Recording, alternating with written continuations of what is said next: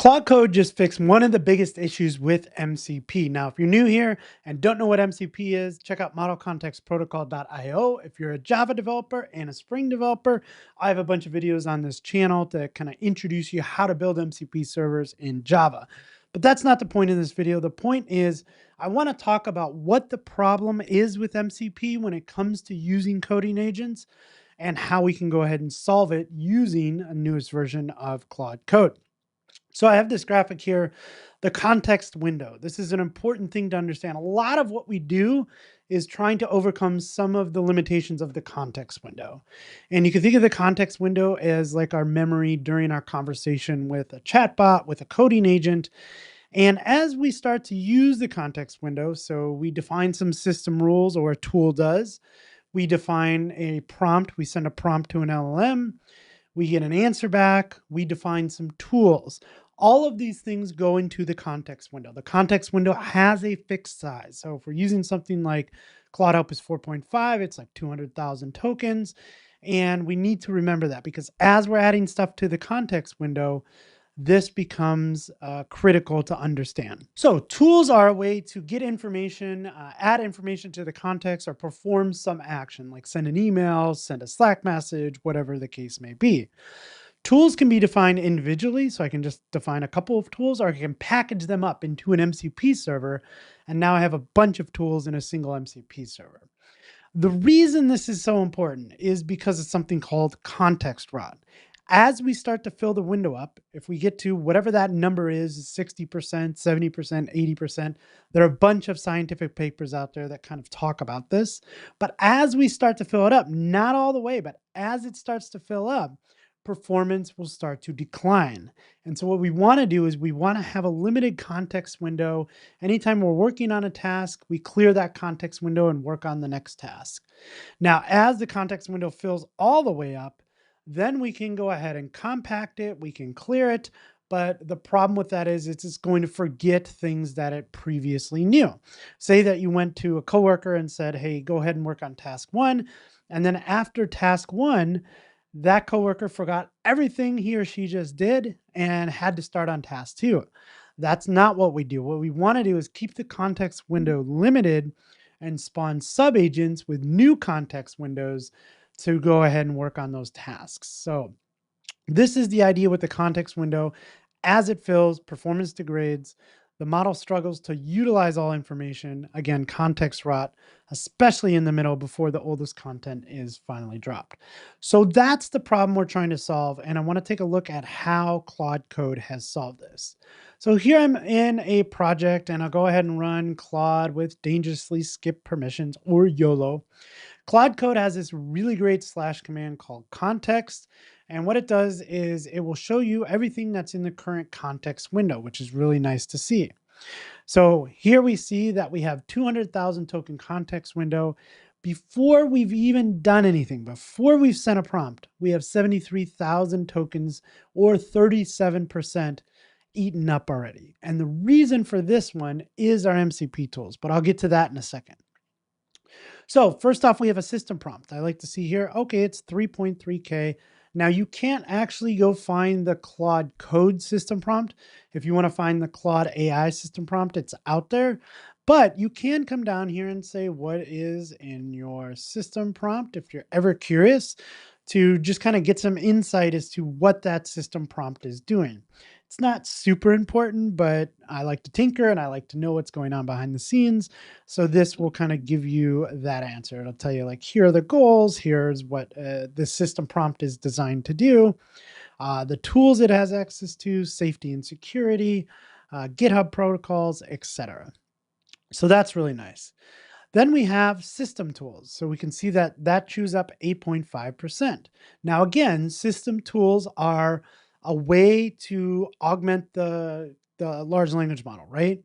A lot of times it won't have access to current information, or it was only trained on a certain set of data. And so you need to be able to augment it with information or perform some action. So if we want to see this, we can say, what system tools do you have access to? So if you're ever curious what's kind of built into Claude Code to make all of these happen, to go out and fetch information from the web, to be able to write files to disk, this is a good kind of list to kind of look at. So when we're in context, we can drill down into each of these things. So this is new. We have task management, file operations, being able to read, write, edit, etc.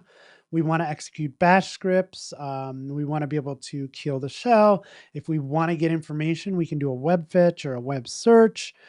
We have this user interaction. So if it needs to clarify some questions, it can use this ask user question. Skills are another important part of Claude and Claude Code, and now kind of more general in the ecosystem, but being able to execute a skill.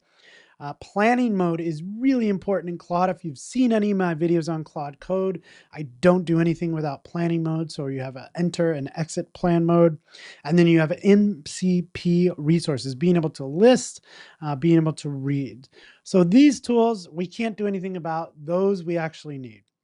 Here's where it gets interesting. So MCP tools, 49.1 thousand tokens. I'm eating 25% of the context window with all of my MCP tools.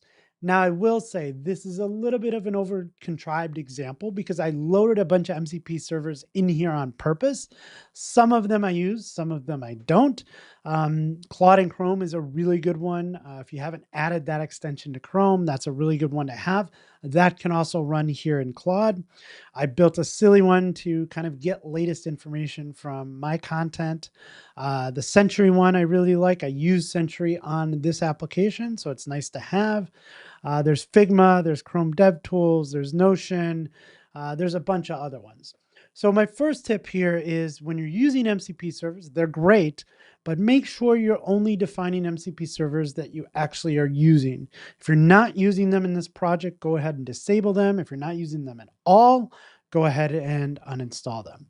So we'll take a look at how to fix that in a second. Memory files, that is the Claude.md. So anytime you create a new project, you should do an init, which will create a Claude.md. This is like your memory. It tells you about the project. You can also add like custom instructions to it. We just talked about skills. There's some skills in there. Messages, here's the messages in here. And here is our free space. Okay, so what we want to get away from is this. And the reason this happens is, remember back to our graphic here, we have all these things in the context window. One of those is tools. So the way that the context window works is the large language model loads, or we load a list of tool definitions. And the tool definition has a name, a description, and an input schema. And all of those are loaded into memory. And now when we make a prompt, we send it off to the LLM. The LLM can see that list of tools and go, okay, I don't know about Dan Vega's last 3 videos, but I see you've defined a tool that can help me with that. Go ahead and execute that on your end, send that information back to me, and now I can answer that query. What we want to get away from is loading all of this into context. Anthropic has a really good article on this, introducing advanced tool use on the Claude developer platform. They go into the problem and then this solution here, which is tool search tool. So instead of loading everything at once, they have a solution here for being able to search for tools on demand. When the LM needs something, then we can go ahead and search for it. So the way that we enable this in Claude Code, let's go back to the browser actually. If you go over to Claude Code Docs and go into settings, there are a bunch of settings that we can set. Now we can set these at a global level. So we can say, hey, every account or every project that we work in on this system is going to use these settings. We can do it at a user level. We can do it at a project level. We can do it at a local level. For this particular thing, I would probably do it at a global level. I'm just going to do it in this project just to make it easier to show off. But you can go down and see like all of the things that we can go ahead and set. In our settings file here, there are a bunch of things that we can set.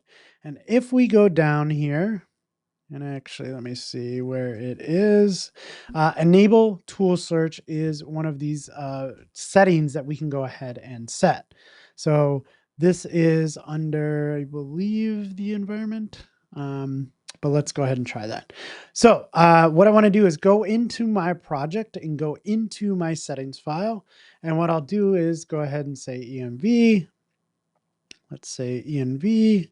And then in here, I'll go ahead and set enable tool search true, right? And I think I saw this somewhere. I haven't done this yet. I think it actually needs to be a string, but I'm not sure. So we'll double check on that. Let's go back to the docs, Dan. Auto n, true or false. So it should just be true. No reason for it not to be a Boolean. So now that I'm going to go ahead and set that, I'm going to come back here and I'm going to exit Claude Code. So we're going to go ahead and do this again. And now we're going to go ahead and look at the context. And we'll scroll back up. And now we see that we, for our MCP tools, we've gone down from 49,000 tokens, which was really 25% of the context window, down to 28,000 tokens, or 14.1% of the window. And if we want to be sure that this still works, let's go ahead and say, can you give me Dan Vega's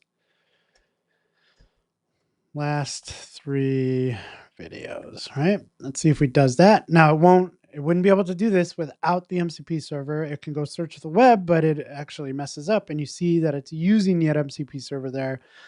Go ahead and give me the latest videos that count as 3.